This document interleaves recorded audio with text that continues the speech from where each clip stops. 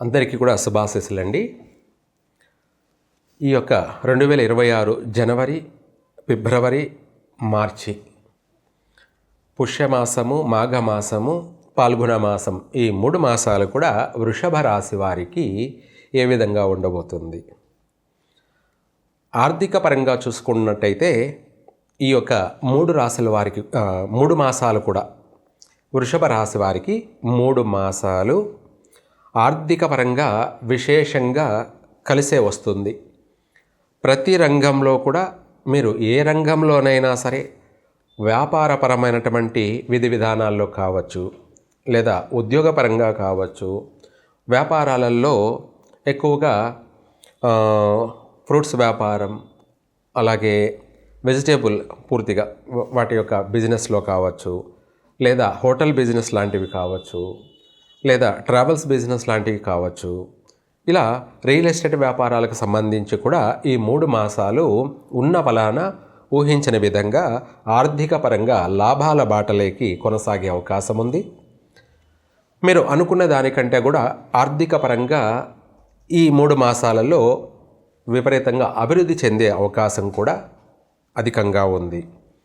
అయితే ఈ యొక్క జనవరి నెల బాగున్నప్పటికీ ఫిబ్రవరి నెలలో వచ్చేటప్పటికి కొంత మానసిక శ్రమ, శారీరక శ్రమ, అలాగే కాస్త కుటుంబ సభ్యులతో కావచ్చు, లేదంటే చేసే వ్యాపారాల్లో కావచ్చు, లేదా ఉద్యోగ అధికారులతో కావచ్చు, లేదా తోటి ఉద్యోగస్తులతో కావచ్చు, ఎక్కువగా మాట పట్టింపులు కలిగే అవకాశం ఉంది. మాఘమాసంలో అకాల భోజనము,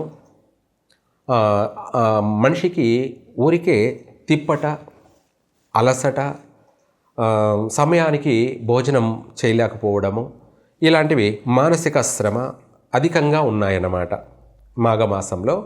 అందుకనేసి ఈ రాశి వాళ్ళు, వృషభ రాశి వాళ్ళు వీలైనంత వరకు ఈ వృషభ రాశి వాళ్ళందరూ కూడా సుబ్రహ్మణ్య స్వామిని దర్శించడం కానీ, లేదంటే విభూతితో భస్మాభిషేకం జరిపించడం కానీ.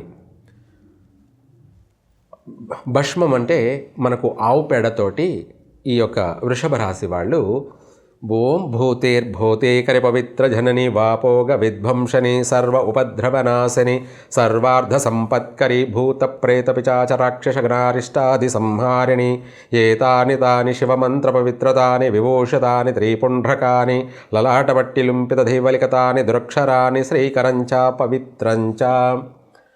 అంటే ఈ యొక్క విభూతితో ఇలాంటి యొక్క మంత్రోచ్చారణ, భస్మాభిషేకం చేసి ఆ విభూతిని తీసుకొని ధరించుకుంటున్నట్టయితే మీకు నరదృష్టి పూర్తిగా నశించిపోతుంది. అలాగే సర్వసంపద ఏ రూపంలో మీరు ప్రయత్నం చేసినా ఆటంకం లేకుండా అన్ని పనులు చకచక నెరవేరుతాయి. ఆర్థిక పరంగా ఇబ్బంది లేకుండా ఉంటుంది. అందరితో కలిసి విందులు వినోదాల్లో పాల్గొనే అవకాశము ఉంది. అలాగే ఉద్యోగంలో కూడా ఆటంకం లేకుండా అనుకున్న ఉద్యోగాన్ని సాధించే అవకాశం ఉంది.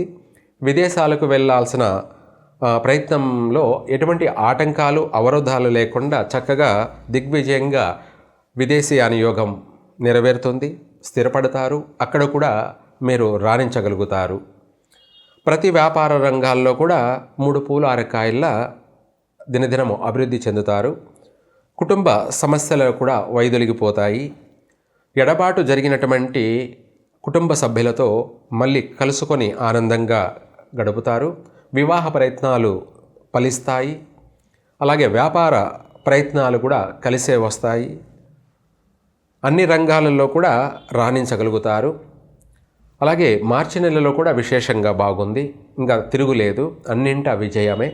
మొత్తం మీద ఈ 3 మాసాలు కొంతవరకు ఒడిదుడుకులు ఉన్నప్పటికీ కూడా అన్నిట్లోనూ విజయం వరిస్తారు వృషభ రాశి వాళ్ళు. దీంతోపాటు ఈ యొక్క విద్యార్థులు, వృషభ రాశిలో జన్మించినటువంటి విద్యార్థులందరూ కూడా గణపతిని ఆరాధించండి. ఆ గణపతిని కూడా బుధవారం కానీ ఆదివారం కానీ ఉత్తరేణి పుల్లలతోటి, ఉత్తరేణి ఆకులతోటి ఆయనను అష్టోత్తరంతో మీరే స్వయంగా పూజించుకోవచ్చు. అలాగే పెసర్లు గణపతికి నైవేద్యం పెట్టి మీరు ప్రదక్షిణ చేసుకొని ఆ ప్రసాదాన్ని మీరు స్వీకరించి, అలాగే ఇలా ఆదివారము బుధవారము చేస్తూ ఉన్నట్టయితే విద్యార్థులకి వాళ్ళు ఫస్ట్ క్లాస్లో పాస్ అవుతారు. మీరు చేసింది తప్పకుండా మీకు మంచి విజయాన్ని చేకూరుస్తుంది. విద్యార్థులకి ప్రతి సబ్జెక్టులో కూడా పాస్ అవుతారు, తల్లిదండ్రుల యొక్క మెప్పు పొందుతారు. ఇలా మీరు కూడా సంతోషంగా ప్రశాంతంగా ఉన్నత స్థాయికి చేరుకుంటారు. ఇది మీకు కలిసే వస్తుంది. వృషభ రాశి వారికి చిన్న చిన్న ఒడిదుడుకులు ఉన్నాయి. వాటికి సంబంధించి గణపతికి ఇలా చేయండి. అన్ని వ్యాపార రంగాల్లో కూడా కలిసే వస్తుంది. ఉద్యోగ రంగాల్లో కూడా మీకు అభివృద్ధి చెందుతారు. విద్యార్థులు చక్కగా పాస్ అవుతారు. అన్నింటా విజయం మిమ్మల్ని వరిస్తుంది. అందరికీ కూడా శుభాశీస్సులండి. మనకు ప్రస్తుతం 2026 ఇంగ్లీష్ మయా క్యాలెండర్ ప్రకారంగా ఈ యొక్క ప్రారంభంలో గ్రహస్థితుల యొక్క ప్రభావాలు చూసుకుంటే మనకు 4 గ్రహాలు అంటే మకర రాశిలో సూర్యుడు, అలాగే కుజుడు, బుధుడు, శుక్రుడు, ఆ తదుపరి మరలా కుంభరాశిలోకి మారడం, అక్కడ గ్రహాలు కలిసి ఉండడం అవుతే వీళ్ళ ప్రభావం, తర్వాత రాహుకేతుల యొక్క ప్రభావం, శని యొక్క ప్రభావం వల్ల, ఇదే కాకుండా అపసవ్య కాలసర్ప దోష ప్రభావం అనేది కూడా ఏర్పడుతూ ఉండడం వల్ల ఓవరాల్గా చూసుకున్నట్టయితే కొన్ని రాసుల వారికి కొన్ని ఒడిదుడుకులు అనేది ఉన్నప్పటికీ గురువు యొక్క అనుగ్రహం అధికంగా ఉండడం వల్ల అన్ని రాసుల వారికి కొద్ది రోజులు ఊపిరాడుతుంది, అంటే ఉపశమనం, ప్రశాంతత కలుగుతుంది. మళ్ళీ కొద్ది రోజులు ఇబ్బందులు, ఆటంకాలు ఉన్నప్పటికీ ఓవరాల్గా ప్రపంచవ్యాప్తంగా యూనివర్సల్గా చూసుకుంటే గ్రహస్థితి ప్రభావం వల్ల అధికంగా భూమి కంపించే అవకాశాలు ఉన్నాయి. అంటే భూ ప్రకంపనలు కలిగే అవకాశం ఉంది. దీన్ని కూడా తీవ్ర స్థాయిలో ఏర్పడే అవకాశం ఉంది. అధిక భూకంప నమోదు జరిగే అవకాశం ఉంది. విదేశాలలో ఆస్తి నష్టాలు, ఆర్థిక నష్టాలు ఎక్కువగా సంభవించే అవకాశం ఉంది. మన భారతదేశంలో మరీ ముఖ్యంగా మన తెలుగు రాష్ట్రాల్లో కూడా భూకంపాలు సంభవించే అవకాశం ఉంది. కానీ ఆర్థికపరమైనటువంటి తీవ్రమైన నష్టాలు జరగవు. స్వల్ప భూకంప నమోదాలు జరిగే అవకాశము ఉంది. ఎందుకంటే అధిక తీవ్రమైనటువంటి ఉష్ణ ప్రభావం వల్ల, అలాగే అపసవ్య కాల సర్పదోష ప్రభావం వల్ల ధనుసు రాశి, మకర రాశి, కుంభరాశిలోకి గ్రహ సంచార ప్రభావాల వల్ల తీవ్రమైనటువంటి ఫైరింగ్ లాంటి నష్టాలు. ఫైరింగ్ అంటే ఇండ్లల్లోనే ఎలక్ట్రికల్ ఫైర్ వల్ల కావచ్చు, గ్యాస్ ఫైర్ జరగడాలు కావచ్చు, ఇటువంటి వాటి వల్ల ప్రమాదాలు సంభవించే అవకాశము ఉంది. ప్రాణ నష్టాలు జరిగే అవకాశము ఉంది ఇండ్లలోనే. తర్వాత వాహన ప్రమాదాలు, తీవ్రమైనటువంటి వాహన ప్రమాదాలు సంభవించే అవకాశం ఉంది. ఎలక్ట్రికల్ బైకులు ఫైర్ అయ్యే అవకాశం ఉంది. గ్యాస్ ఎలక్ట్రిక్ వెహికల్స్ కూడా పేలే అవకాశాలు, ప్రమాదాలు ఉన్నాయి. అలాగే అధికమైనటువంటి వాహన ప్రమాదాలు సంభవించే అవకాశం ఉంది. యాక్సిడెంట్లు కూడా అధికంగా జరిగే అవకాశం ఉంది. ఇవి కాకుండా రైలు ప్రమాదాలు మన తెలుగు రాష్ట్రాల్లోనే, అలాగే రైల్లోనే ఫైరింగ్ జరిగే అవకాశాలు ఆల్రెడీ ముందుగానే చెప్పే ఉన్నాను కొన్ని ఛానల్స్లో కూడా. అలాగే దీంతోపాటు అంతరిక్షంలోనే విమానాలలో కూడా ఫైరింగ్ జరిగి ప్రమాదాలు జరిగే అవకాశాలు ఉన్నాయి. ఇది కూడా చెప్పాలంటే మన భారతదేశంలోనే ఈ 3 మాసాల్లోనే కూడా ఇటువంటి నష్టం జరిగే అవకాశం ఉంది. అలాగే సముద్రంలో భూకంపాలు నమోదయ్యి కాస్త సునామీలు కూడా వచ్చే అవకాశం కనపడుతుంది. ఒకవేళ సునామీ వచ్చినా రాకపోయినా కూడా భూగర్భంలో కొంత వరకు నష్టాలు జరిగే అవకాశం ఉంది. అంటే ఓడరేవులకు సంబంధించినటువంటి ప్రమాదాలు, సముద్ర గర్భంలో కలిసిపోయేటువంటి ప్రమాదాలు, ఇవి తీవ్రమైనటువంటి లేదా ఓడలో ఫైరింగ్ జరిగేటువంటి సమస్యలు. అధికంగా ఫైర్ జరిగే సమస్యలు అనేటివి ప్రపంచవ్యాప్తంగా ఉన్నాయి.